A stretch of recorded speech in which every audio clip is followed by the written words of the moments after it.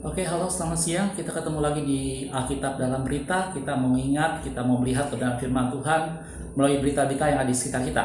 Nah, hari ini saya akan membahas mengenai, saya akan mengambil dari kompas.com. Kalau Anda sedang membaca berita, tentunya kompas.com ini menjadi tempat salah satu situs yang menyediakan banyak berita-berita yang up to date.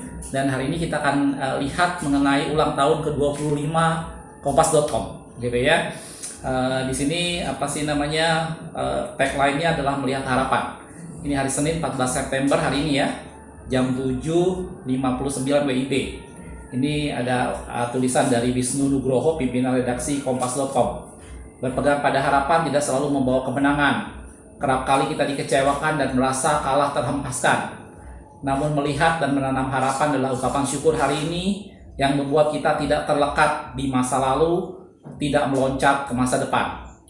Ini ada videonya, kita lihat sebentar ya.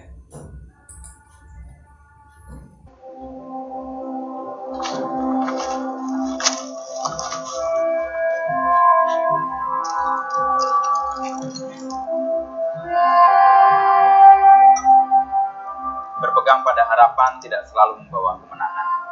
Kerap kita dikecewakan dan merasa kalah terhempaskan. Tapi itulah sejatinya harapan. Di dalamnya kita tanam kepercayaan. Percaya bahwa hal-hal baik yang kita harapkan, kita upayakan akan berbuah baik di masa depan.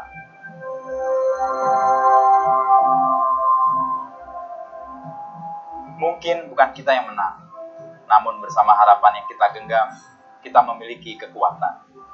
Kekuatan untuk melalui masa lalu dalam kenangan. Kekuatan untuk menatap masa depan dalam ketidakpastian.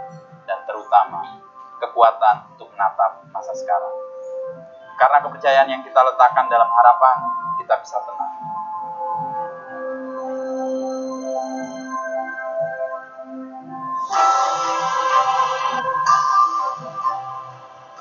Persis seperti petani yang kerap gagal panen, namun tetap menanam. Persis seperti ibu yang selalu tulus mencintai, meski kerap dikecewakan. Tetap menanam, selalu tulus mencintai, adalah ungkapan kepercayaan lantaran melihat harapan. Apakah tidak akan dikecewakan? Tidak ada jaminan, karena kita bukan satu-satunya penentu masa depan.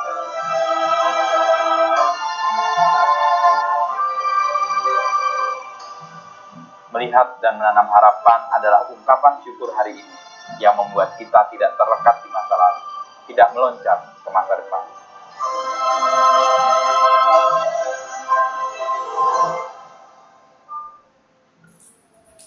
Iya, itu salah satu video yang dibuat itu untuk menyambut ulang tahun yang ke-25 dari kompas.com.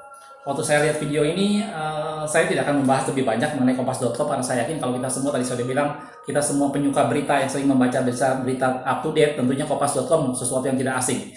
Tapi di sini saya melihat bagaimana gambaran sebuah perjuangan untuk mencapai sesuatu. Tidak ada sesuatu hal yang mudah, tidak ada sesuatu hal yang turun dari langit dengan begitu mudah sehingga orang tidak berjuang untuk memperolehnya. Segala sesuatu yang ada dalam kehidupan kita itu sesuatu yang kita harus perjuangkan. Betul Tuhan menyertai kita, betul Tuhan menolong kita dalam segala sesuatu, tapi kita harus ingat bahwa Tuhan bekerja sama juga dengan kita. Tuhan butuh kita untuk berjuang. Tuhan butuh kita untuk mengupayakan sesuatu. Kalau kita lihat dalam firman Tuhan, cerita misalnya seperti kayak Yusuf. Waktu dia pertama kali mendapat mimpi, bagaimana dia melihat berkas gandumnya, kemudian berkas gandum saudara-saudaranya bersujud menyembah berkas gandum dia, dan kemudian dia bermimpi lagi bagaimana bulan, bintang dan matahari menyembah dia. Dari mulai mimpi itu sampai benar-benar Yusuf mengalami situasi di mana dia berkuasa di Mesir, itu butuh proses waktu yang tidak mudah. Dan kita bisa lihat bagaimana perjalanan kehidupan Yusuf. Waktu dia bermimpi mungkin itu di kisaran umur 17 tahun. Dan pada saat dia mulai berkuasa di Mesir, dan kemudian keluarganya mulai datang dan terjadi sujud menyembah dia, itu mungkin di kisaran umur 35 sampai 39 tahun. Ada belasan tahun yang Yusuf lalui dengan penuh perjuangan. Tetapi itulah kehidupan. Sebuah pencapaian itu harus didapat dari sebuah perjuangan. Tidak ada cara instan untuk mencapai sesuatu. Tidak ada cara cepat untuk mencapai sesuatu. Begitu juga dengan pertumbuhan rohani. Tidak ada cara instan, tidak ada shortcut untuk kita mencapai pertumbuhan rohani. Semuanya harus dengan proses. Semuanya kita harus lalui dengan hari demi hari, di mana kita bisa mengenal Allah dari sana. Kalau kita ingat juga cerita kehidupan Daud. Pada waktu Daud mulai diurapi oleh Samuel, waktu itu dia masih kemerah-merahan dan elok parasnya, dikatakan dalam firman Tuhan. Bahkan di kalangan keluarganya dia termasuk anak yang dilupakan karena dia sedang mengembalakan domba. Dia kemerah-merahan dan elok parasnya. Itu diperkirakan umur Daud pada waktu itu mungkin sekitar 15 tahunan. Dan pada saat Daud betul-betul menjadi raja, itu masih perlu proses panjang. Dia harus melawan Goliat, dia masih harus diburu-buru oleh Saul, dan masih ada banyak kisah panjang sebelum akhirnya semuanya tergenapi. Dan sekitar umur 30 tahunan, barulah Daud merasakan arti penggenapan dari janji sebelumnya, bagaimana dia menjadi raja.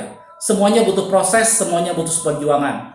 Tidak ada, saya bilang tadi, tidak ada cara instan untuk mencapai sesuatu. Allah mau kita berjuang. Gitu.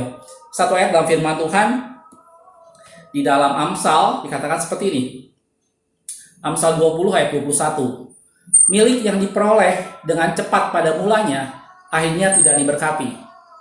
Entah itu berupa kekayaan, entah itu berupa pengetahuan, atau apapun juga, sesuatu yang dengan cepat diperoleh, itu akhirnya tidak diberkati.